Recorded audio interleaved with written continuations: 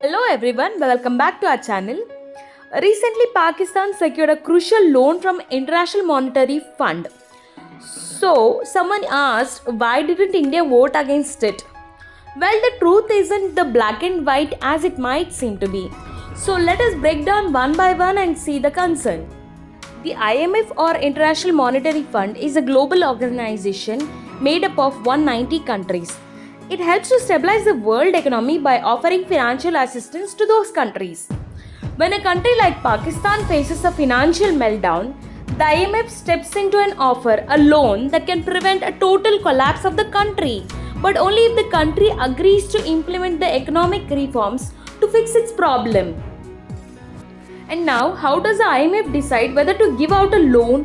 That decision lies with executive board. And here's something a lot of people don't realize. Every country on the board has a vote, but those votes aren't equal. They are weighted based on how much money each country contributes to IMF, known as their quota. For example, US holds the biggest share of 17% of the vote. India, contrastingly, holds 2.6%. That is why the ratios are not equal here. So back to the question, what did India do?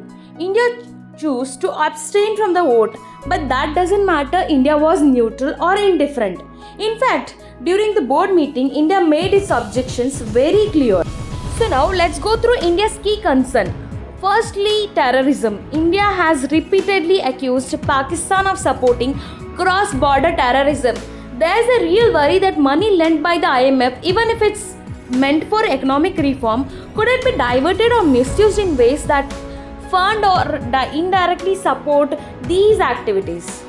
Second, there is a question of accountability. Pakistan has received IMF support more than 20 times since 1958, but in many cases, the promised reforms weren't fully implemented. India argued that this cycle of loans without the long-term reform isn't helping Pakistan or the global financial system. So, the other concern was use of the funds. India feared that IMF could end up being used for military expenditure or repay foreign debts without using it for improving the economy or the lives of ordinary Pakistanis. And finally, India raised the issue of Pakistani's military having significant control over the economy. When the military plays a major role in the economic decisions, it can limit the transparency and reduce civilian oversight, two things the IMF typically insists on when issuing the loan. So, if India had so many concerns, why not block the loan? Well, again, because that's not how IMF voting works. India couldn't vote no. By abstaining, India took a diplomatic path, registering its strong position without derailing the vote. It was a calculated decision that said, we don't support this, and here's why. Overall, while India didn't vote against Pakistani's loan, it did a clear stand abstaining from voting, combined with a firm statement of objection, sent a strong message.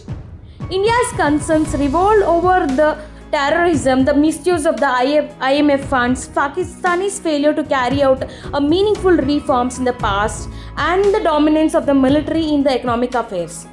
Understanding how the IMF functions and how decisions are made, it helps make sense of why India acted the way it did.